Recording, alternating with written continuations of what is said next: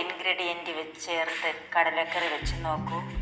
കറിക്ക് മണവും രുചിയും കൂടും. ഹായ് ഫ്രണ്ട്സ്, പുതിയ വീഡിയോയിലേക്ക് ഏവർക്കും സ്വാഗതം. ഇന്നൊരു അടിപൊളി ടേസ്റ്റിൽ കടലക്കറി അഥവാ ചണ മസാല ബട്ടൂരയും എങ്ങനെ ഉണ്ടാക്കാമെന്ന് നോക്കാം. അപ്പോൾ ആദ്യമായിട്ട് നമ്മളിതിനെ ഒരു ഗ്ലാസ് കടല എടുക്കുക, വെള്ളക്കടല. അതിന് വെള്ളം ഒഴിച്ച് കുതിർക്കാനായിട്ട് ഓവർനൈറ്റ് വയ്ക്കുക. അത് കഴിഞ്ഞ് ഒരു പാത്രത്തിൽ ഒരു ഗ്ലാസ് മൈദ, ഒരു ഗ്ലാസ് ആട്ട. ഈ മൈദ ഇത് 200 ഗ്രാമാണ്, ആട്ടയും 200 ഗ്രാം. 50-50 കണക്കിനാണ് ഞാനിപ്പോൾ ഇതിൽ ചേർത്തിട്ടുള്ളത്. രണ്ടും കൂടി ചേർത്ത് നല്ലതുപോലെ ചേർത്ത് യോജിപ്പിക്കുക. ഇവിടെ ഫുള്ളി മൈദ ഇട്ട് വേണമെങ്കിലും നിങ്ങൾക്കിത് ബട്ടൂര ഉണ്ടാക്കാം. അല്ലാതെ മൈദ അവോയ്ഡ് ചെയ്ത് ആട്ട ചേർത്ത് ഉണ്ടാക്കാവുന്നതാണ്. എന്നിട്ട് ഞങ്ങളൊരു 3 സ്പൂണ് റവ ഒരു ബൗളിലോട്ട് ഇടുക. ഇട്ടിട്ട് അതിൽ കുതിർക്കാനായിട്ട് വെള്ളം ഒഴിച്ച് ശകലം കുറച്ച് നേരത്തേക്ക് കുതിർക്കാനായിട്ട് വച്ചേക്കുക. ഇത് കുതിർത്തതിന്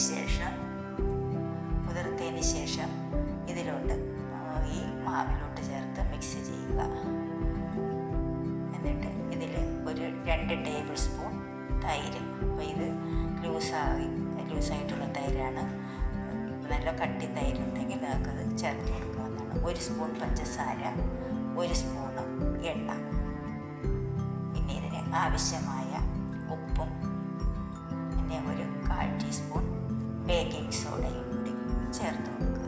എന്നിട്ട് ഇതിനെല്ലാം നല്ലപോലെ മിക്സ് ചെയ്ത് ഇതിന് ഇളം ചൂടുവെള്ളത്തിൽ വേണം ഇത് കുഴച്ചെടുക്കാനായിട്ട്.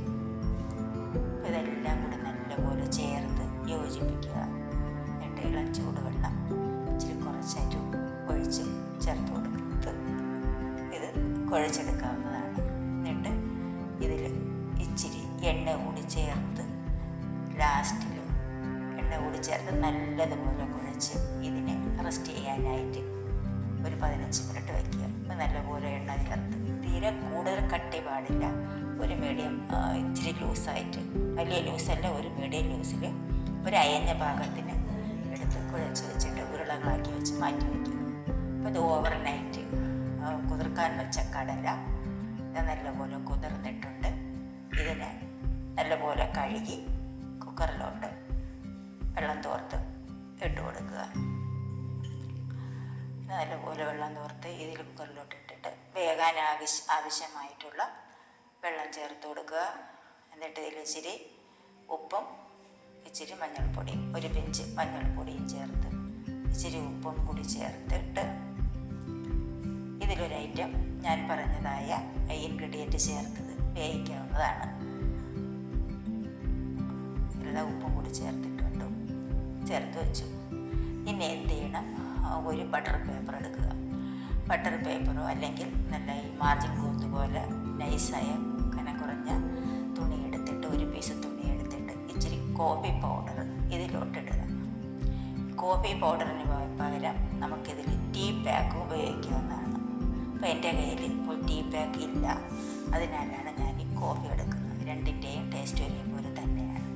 അപ്പോൾ ഇതിന് നല്ലപോലെ ഒരു മൂടി വെച്ചിട്ട് ഒരു തുണിയുടെ നല്ലപോലെ കെട്ടുക. അതിനെ ചോർന്ന് പോകാതെ ഇരിക്കാനായിട്ട് നല്ലപോലെ ഒതുക്കി വെച്ചിട്ട് ഒരു നാരെടുത്ത് ഇതിനെ കെട്ടി വയ്ക്കണം. ഈ സാധനത്ത് നമുക്ക് ടീ പാക്ക് ആകുമ്പോൾ കുഴപ്പമില്ല. ടീ പാക്ക് എടുത്ത് അതിനകത്തോട്ട് ഈ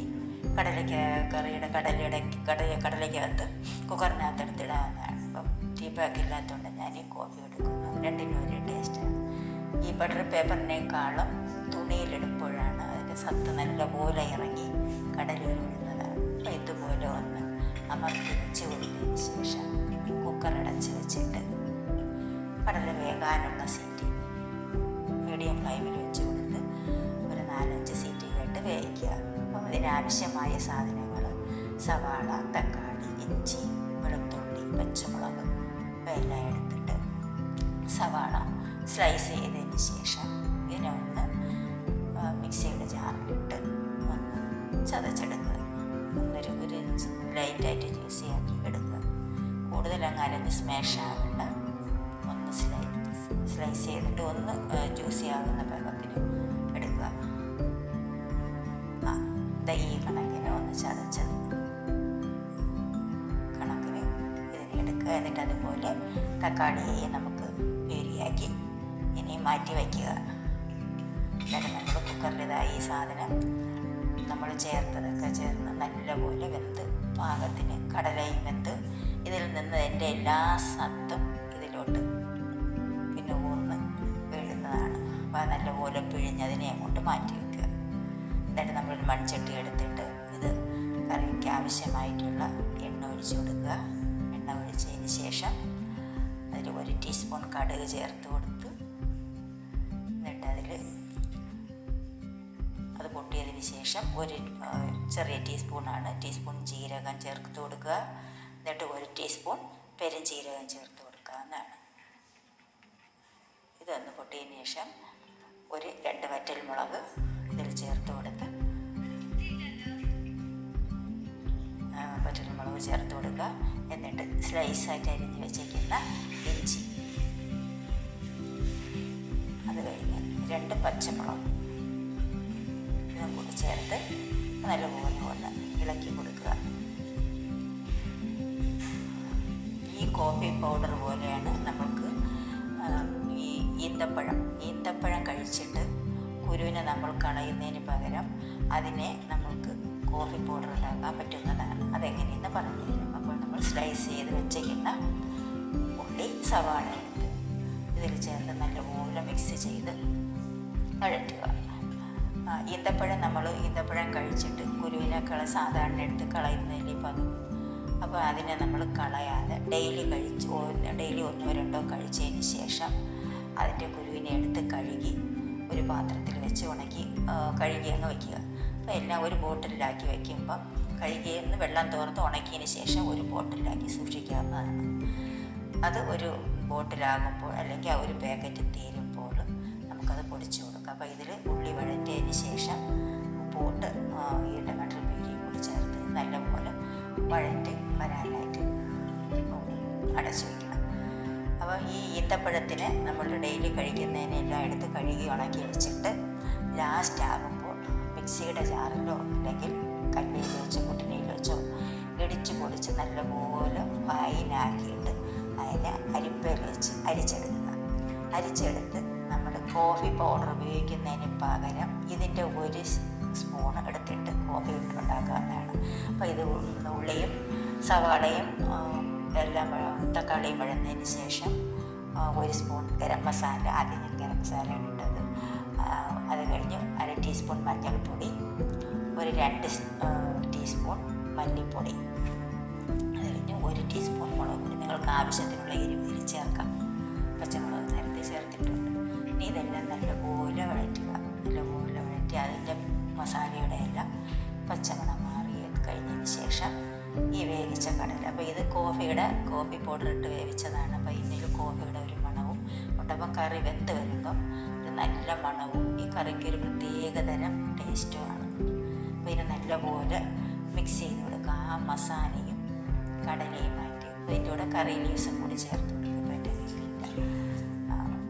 എന്നിട്ട് ഇതിനെ വെള്ളം ഒഴിക്കാതെ തന്നെ ആദ്യം 1 മിനിറ്റ് ഒന്ന് അടച്ച് വയ്ക്കുന്നു. ആ മസാലയും കടലയും ഒക്കെ ഒന്ന് നല്ലപോലെ ഒന്ന് യോജിച്ച് അതിന് ശേഷം ഇതിൽ വെള്ളം ചേർത്ത് കൊടുക്കാവുന്നതാണ്.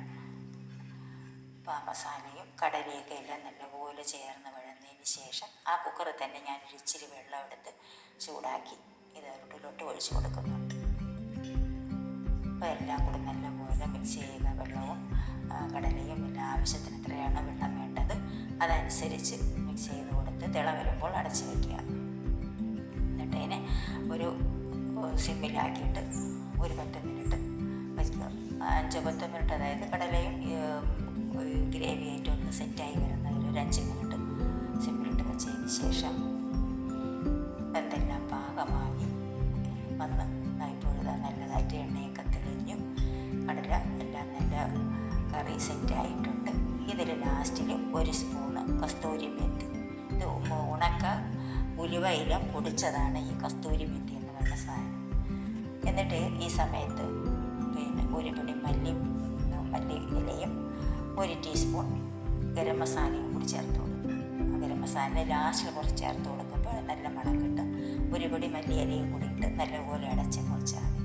എന്നിട്ട് നമ്മുടെ ഭട്ടൂരയുടെ മാവിനൊന്ന് ലാസ്റ്റ് നല്ലപോലെ ഒന്ന് ഇടിച്ചൊക്കെ എല്ലാം ഒന്ന് കുഴിച്ചെടുത്തതിന് ശേഷം ഉരുളകളാക്കി മാറ്റി വയ്ക്കാവുന്നതാണ്. ഓരോ ഉരുളകളാക്കി ഇതിനെ എടുക്കുക. എന്നിട്ട് ഇങ്ങനത്തെ ഒരു പൂരി ഉണ്ടാക്കുന്ന ചപ്പാത്തി മാവ് ഒക്കെ പരത്തിയെടുക്കുന്ന മെഷീനുണ്ട്. അതിനകത്തോട്ട് നമ്മൾ ആവശ്യത്തിന് എത്രയാണ് വലിപ്പം വേണം അതനുസരിച്ച് ഉരുളകളാക്കിയിട്ട് ഇതിൽ വെച്ചൊന്ന് പ്രസ് ചെയ്യുമ്പോൾ നല്ല കറക്റ്റ് ഷേപ്പിന് ഇതിൽ കിട്ടും. എന്നിട്ട് ഇതിനെ എടുത്ത് എണ്ണയിലോട്ടെടുത്ത് പൊരിച്ചിരിക്കുമ്പോൾ നമുക്ക് അടിപൊളി പൊരി കിട്ടുന്നതാണ്. അപ്പോൾ ഇത് എണ്ണ ചൂടായിട്ടുണ്ട്. അതിനേതാ ഇങ്ങനെ അങ്ങ് സൂക്ഷിച്ച് ഇതിലോട്ടങ്ങ് ഇട്ട് കൊടുക്കുക. എന്നിട്ട് 4 സൈഡ് ഇങ്ങനെ ഒന്ന് പ്രസ് ചെയ്ത് കൊടുക്കുക. ശകല ഇങ്ങനെ ഇറ്റിച്ച് കൊടുത്ത് കഴിഞ്ഞാൽ നല്ലപോലെ പൊള്ളി വരുന്നതാണ്. എണ്ണ ഇങ്ങനെ 4 സൈഡിലായിട്ട് ഇറ്റിച്ച് കൊടുക്കുക. നല്ല അടിപൊളിയായിട്ട് നിങ്ങൾക്ക് ഇതിനേക്കാളും ഇച്ചിരി കൂടി വലുപ്പം വേണമെങ്കിൽ അതിൻ്റെ വലുപ്പത്തിൽ ഉണ്ടാക്കാവുന്നതാണ്. മൈദയിലാണ് നിങ്ങൾക്ക് ഉണ്ടാക്കാൻ ആഗ്രഹമെങ്കിൽ പുള്ളി മൈദ ഇട്ടുണ്ടാക്കാം. ഈ പറയുന്ന ചേരുവകളെല്ലാം ചേർത്താൽ മതി. അല്ല മൈദ അവോയ്ഡ് ചെയ്തിട്ട് നിങ്ങൾക്ക് ആട്ടയിലാണ് ഉണ്ടാക്കണമെങ്കിൽ ആട്ടയിൽ വെച്ച് ചേർത്താലും നല്ല ടേസ്റ്റായിരിക്കും. ഒരു ഹെൽത്ത് കോൺഷ്യസ് ആണെങ്കിൽ ആട്ടയിൽ ഉണ്ടാക്കുന്നതാണ് നല്ലത്. അല്ലെങ്കിൽ 50-50 എന്നുള്ള കണക്കിന് ഇതുപോലെ ഉണ്ടാക്കിയാലും മതി. അല്ലെങ്കിൽ പുള്ളി മൈദ ചേർത്തിട്ട് എടുത്താലും നിങ്ങൾക്ക് അതിൻ്റേതായ രീതിയിൽ അത് ഇതേപോലെ പുള്ളി വരുന്നതാണ്. പുള്ളി എടുത്ത് മാറ്റുക. അതിന് ബട്ടർ പേപ്പർ വെച്ച് അപ്പോൾ ബട്ടർ പേപ്പർ വയ്ക്കുമ്പോൾ ഇതിൻ്റെ എണ്ണയെല്ലാം വാറുന്നത് പിടിച്ച് ബട്ടർ പേപ്പർ പിടിക്കുന്നതാണ്. എന്നിട്ട് ഓരോന്നോരോന്നായിട്ട് വീണ്ടും അതിൽ വെച്ച് ഇങ്ങനെ പരത്തിയതിന് ശേഷം ഇതിൽ വെച്ച് പൊള്ളിച്ച് എടുത്ത് മാറ്റാവുന്നതാണ്. അങ്ങനെ ഇതാ കറി അടിപൊളി കടലക്കറി നല്ല മണവും നല്ല രുചിയുമാണ്. ഇങ്ങനെ ഒന്ന് വെച്ച് നിങ്ങൾ ട്രൈ ചെയ്ത് നോക്കുക. നല്ല അടിപൊളി കടലക്കറിയും ഭട്ടൂരയും ചണ മസാലയും റെഡി ആയിട്ടുണ്ട്. എല്ലാവരും ട്രൈ ചെയ്ത് നോക്കുക. വീഡിയോ ഇഷ്ടമായാൽ ലൈക്ക് ചെയ്യുക, സബ്സ്ക്രൈബ് ചെയ്യുക.